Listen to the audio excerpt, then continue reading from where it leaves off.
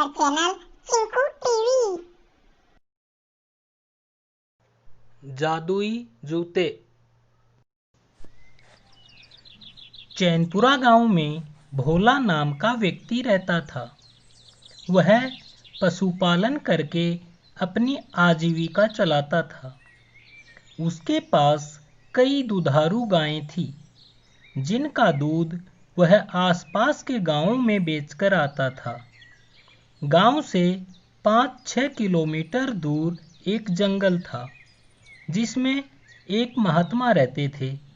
महात्मा अन्न ग्रहण नहीं करते थे, वे केवल दूध पीते थे। इसलिए लोग उन्हें दूधपुरी बाबा के नाम से जानते थे।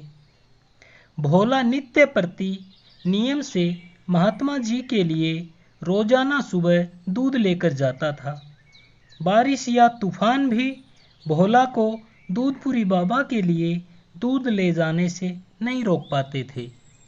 महात्मा जी भोला के निस्वार्थ श्रद्धा भाव से बहुत खुश थे। एक दिन महात्मा जी ने भोला से कहा, बेटा, तुम्हें आने जाने में काफ़ी परेशानी होती है। मैं तुम्हें ये जूते देता हूँ। इन्हें पहनकर तुम जहाँ की सोचोगे ये तुम्हें वहीं ले जाएंगे। भोला ने महात्मा जी को प्रणाम किया और जूते पहनकर घर को याद किया। ज्यों ही उसने घर को याद किया, वह घर की तरफ उड़ने लगा। पेड़ों के ऊपर से उड़ते हुए भोला को बहुत अच्छा लग रहा था।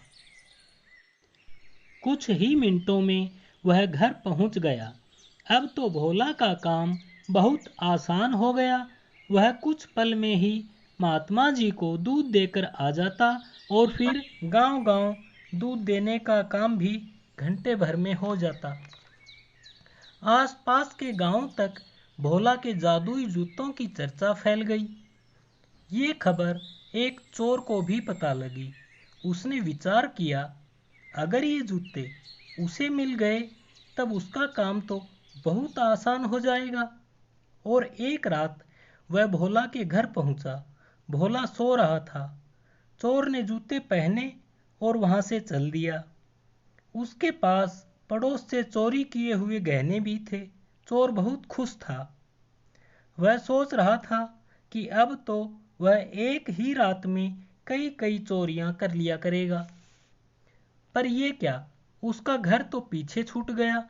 वह तो चला ही जा रहा है और जाकर पुलिस स्टेशन में गिरा। सिपाहियों ने तुरंत उसे पकड़ लिया। जब उसका रिमांड लिया तो उसने सब हकीकत बता दी। बच्चों, अच्छी नीयत वाले के लिए जो चीज़ वरदान होती है, बुरी नीयत वाले के लिए वही चीज़ अभिशाप का भी काम कर देती है। और भी अच्छी अच्छी कहानियों के लिए हमारे चैनल को सब्सक्राइब करें। Thank you.